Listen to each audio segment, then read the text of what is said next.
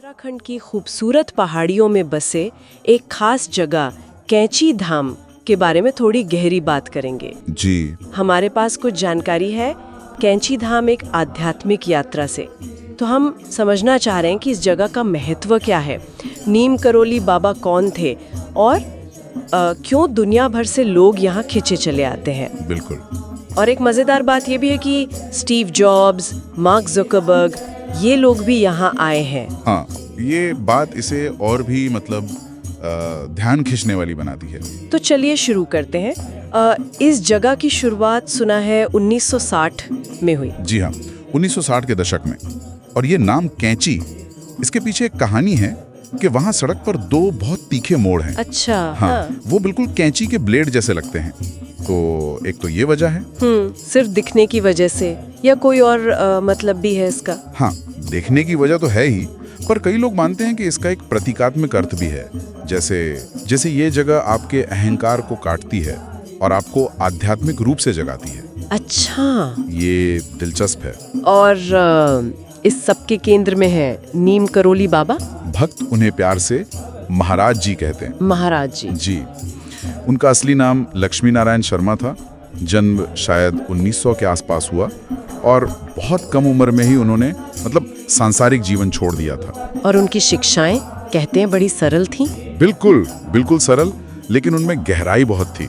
उनका जो मूल मंत्र था, सबसे प्रेम करो, सबकी सेवा करो, ईश्वर को याद करो। सबसे प्रेम करो, सबकी सेवा करो, ईश्वर को याद करो। हाँ, बस यही। हाँ, उनका पूरा जोर प्रेम, सेवा और खासकर हनुमान जी की भक्ति पर था। ये सादगी ही शायद उनकी सबसे बड़ी शक्ति थे।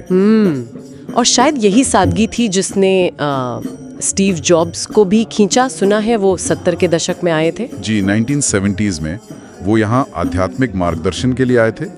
और बाद में तो उन्होंने मार्क ज़करबर्ग को भी यहाँ आने की सलाह दी। हाँ, तो इन यात्राओं से कैंची धाम को एक ग्लोबल पहचान मिल गई। बिल्कुल, दुनिया भर में लोग जानने लगे। ये सोचने वाली बात है कि टेक्नोलॉजी वर्ल्ड के इतने बड़े नाम वो यहाँ क्या ढूंढ रहे थे। सही कहा। क्या लगता है आपको? देखिए, शायद ये महाराज जी की शिक्षाओं की जो यूनिवर्सल अपील है वो है, या फिर जो आजकल की जिंदगी की भागदौड़ है, जटिलता है, उससे शायद एक राहत की तलाश हो सकता है। अच्छा, और यहाँ की जो रस्में हैं वो कैसी हैं? वो भी सरल है? हाँ, वो भी बहुत सरल हैं पर गहरी। भक्त हनुमान चालीसा का पाठ करते हैं, कंबल चढ़ाते हैं। कंबल? हाँ, कंबल। और दिलचस्प बात यह है कि वो चढ़ाए हुए कंबल बाद में प्रसाद के रूप में भक्तों को लौटा भी दिए जाते हैं। अच्छा, तो ये एक तरह का लेन देन का चक्र हुआ है ना? हाँ, देने और पाने का चक्र। और साथ ही ये अहंकार के समर्पण का भी प्रतीक है, विनम्रता का। और आश्रम का जो दिल है वो हनुमान मंदिर है। वहाँ भक्ति का भाव हमेशा बना रहता है। और वहाँ की प्रकृति, उसका भी असर होता होगा। ऊंचे देवदार के पेड़, पास में कोसी नदी बहती है। वो बिल्कुल, वो माहौल को कई गुना शांत और स्थिर बना देता है। कई भक्तों ने बताया है कि कैसे वो जिंदगी के मुश्किल दौर से गुजर रहे थे। हाँ। और यहाँ आकर उन्हें एक अजीब सी शांति मिली, एक स्पष्टता मिली। तो ये सिर्फ एक जगह नहीं है, ये एक अनुभव है।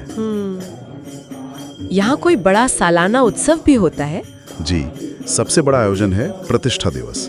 ये हर साल 15 जून को मनाया जाता है। 15 जून? हाँ, इसी दिन हनुमान जी की मूर्ति की प्राण प्रतिष्ठा हुई थी और आश्रम की स्थापना भी। तो दुनिया भर से भक्त आते हैं, भागवत कथा होती है, यज्ञ होते हैं। अच्छा। और एक खास प्रसाद बनता है, मालपुआ। वाह, मालपुआ। जी, तो पूरा माहौल एकदम उत्सव और भक्ति से भरा होता है। लेकिन महाराज जी ने तो अपना शरीर 1973 में त्याग दिया था। जी, 1973 में। तो उनकी विरासत कैसे चल रही है? देखिए, वृंदावन में उनका समाधि स्थल है, वो आज भी एक बहुत महत्वपूर्ण तीर्थ स्थान है। और कैंची धाम में वहाँ आज भी जीवन उन्हीं की शिक्षाओं के अनुसार चलता है। मतलब भक्ति और सेवा।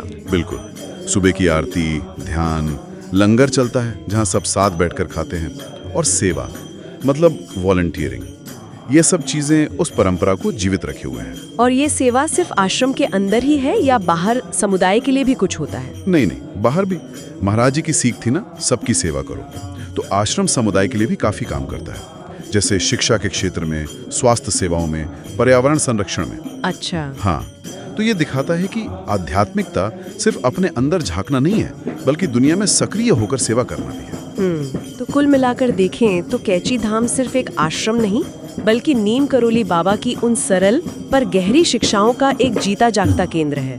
प्रेम, सेवा, भक्ति। सही कहा। और ये दुनिया भर के लोगों को शांति और प्रेरणा दे रहा है। बिल्कुल। और शायद यहाँ हम श्रोताओं के लिए एक सवाल छोड़ सकते हैं सोचने को। हाँ बिल्कुल। कि आज की इतनी तेज रफ्तार, इतनी उलझी हुई दुनिया में कैंची धाम जैसी जगहों की जो सादगी है, जो गहरी शांति है, वो लोगों को इतना क्यों खींच रही है? और क्या ये आधुनिक समय में तीर्थ यात्रा की जो बदलती हुई परिभाषा है, उसकी तरफ इशारा कर रहा है? बहुत अच्छा सवाल है, सोचने वाली बात है।